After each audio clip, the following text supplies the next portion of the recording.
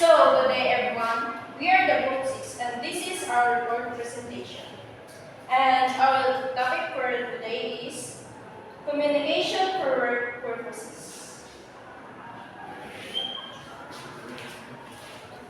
Professional communication etiquette refers to the proper way of communicating in the workplace.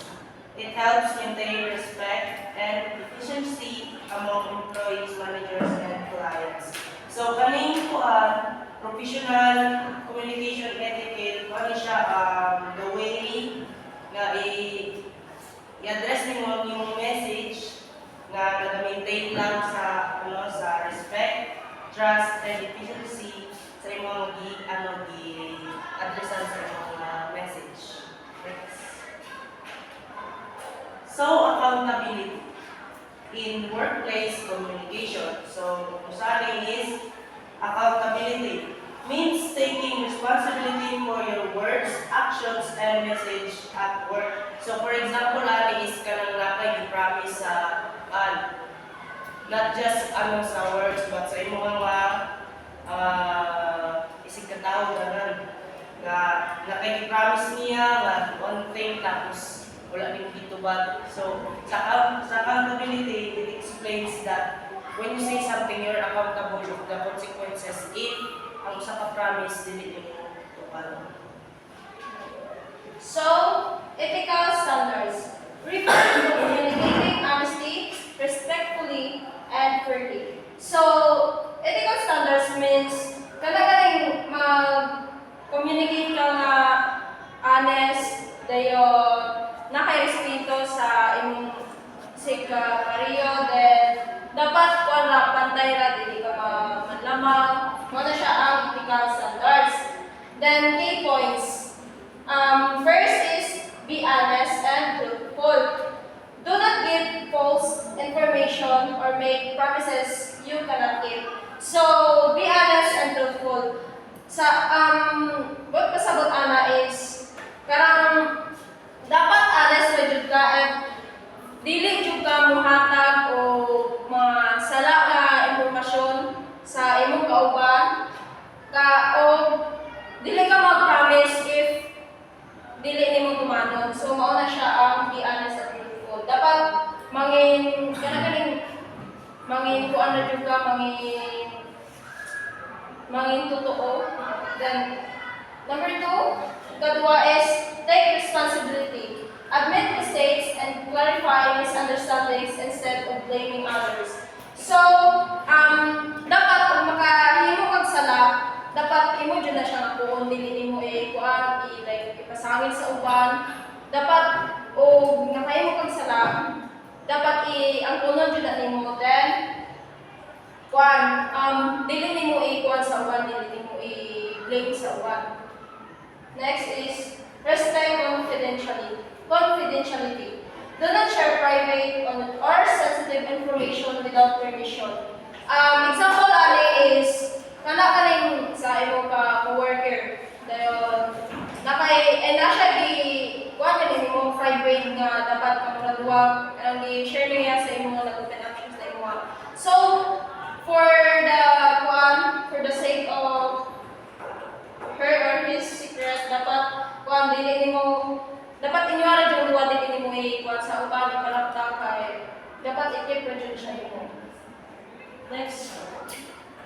Yes. So next is use appropriate language. Avoid offensive, rude, or unprofessional words. So, use appropriate language. Is kana ganina ka sa workplace nimo, dapat dili ka musulti og kana pagaling malatan mag-meeting mo tas nagkuan mo og mga idea niya. Ako sa dili kay siya kuan sa imong bang gimitingan diyan yung idea. So dapat dili mo na siya imo na siya sultian niya. Okay na sige mo ita sa tagday dili mo siya sultian niya kana ina di mo na mao. So dili na dapat na sapat imo na siya sultian og tarong kung dili ba angay na yung idea or sakto ba. So next is follow company policies. Communicate according to workplace rules and guidelines. So dapat imong i-follow kung sa mga rules sa company dili kay magpatabol ka dito kana patabol na sulti niya na kada imong sinuldan bawal na diya kana pagbuhat nimo dili na siya kuan kana ayo isa kan magani sa mga rules din sa inyong company. So example, if you miss a deadline, inform your supervisor immediately and explain the situation honestly instead of making excuses. So sabot-abot na ang example. So number 2 is workplace norms and interpersonal skills. Workplace norms are the expected behaviors and communication practices in a professional setting. So dapat kung sa rules ay kung sa mga kanapagaling murag norms kanang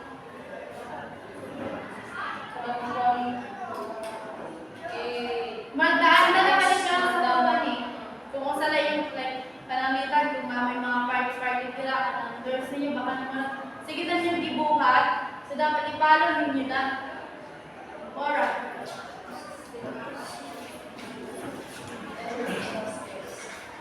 Interpersonal skills are the abilities that help you interact with other. For example, muna ang mga makatabang o higuban nato nila para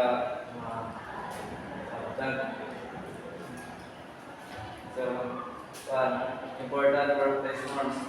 Being punctual and respectful other times.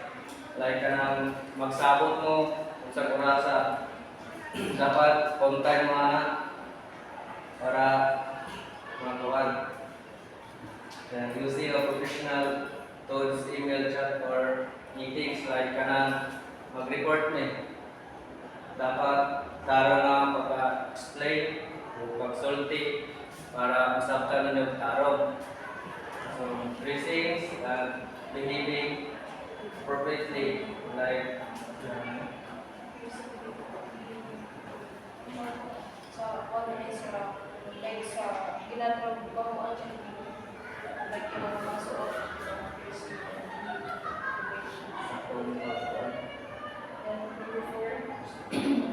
listening attentively during conversation. Dapat, for example po, kanang kung ka-report, dapat paminaw mo karon para masabtan ninyo, dili niyo sa sigulang mga yaga-yaga para magsabot mo karon sa akong mga kitang discuss. Maura to. Next. So, next is essential interpersonal skills. Active listening, paying attention, and responding thoughtfully. So, sagot-abot naman siya kayo kanisa. For example, is na-report diri sa tubangan, imong atensyon na maminaw ka, ang imong atensyon na diri sa report di kay nadiha ka cellphone, kasingit-singgit niya, na-report sa tubangan. Kasi example sa active listening. So next is respect. Valuing different opinions and culture. So, example lang is, di ba, mga Muslim, naman na sila ilang mga cultures. Ato na irespeto ko ng ilang cultures, kay ilang man na, dili man nato na sila mga kuan na, ay, mo na ilang kuan na. So, dapat ato respeto ng ilang cultures, kay ilang man na. So, next is teamwork. Cooperating and communicating fairly with colleagues. So, kanina teamwork ko, ano man siya, so, sabot-abot naman din kayo siya. For example, naghimo mo project or usapan na diha, kanang sa eskwelahan, dapat mutabang ka, dili kayo magpabigat, ay, kuan, sabay-sabay na kasi ikuan, dapat na po kayo ihatag na may idea sa inyong mga report or project. Ano siya example sa teamwork. So, sunod is empathy, understanding others' feelings and perspective. Like for example, yung classmate kay hilak, yawa kabalo, usabanay ilang gilakan ako siya problema sa ilahan niya ikaw ni kalit ra ko imong ikatawan kay lagi kahilak siya unya wala ka kabalo nga kanang atong classmate mo nang gahilak siya kay siya problema sa ilaha. So dapat ako nga kuanan nato impacting. Next is conflict management. Resolving disagreements calmly and professionally. So kani is like for example naigimitingan unya naay mga inanang mga disagreements.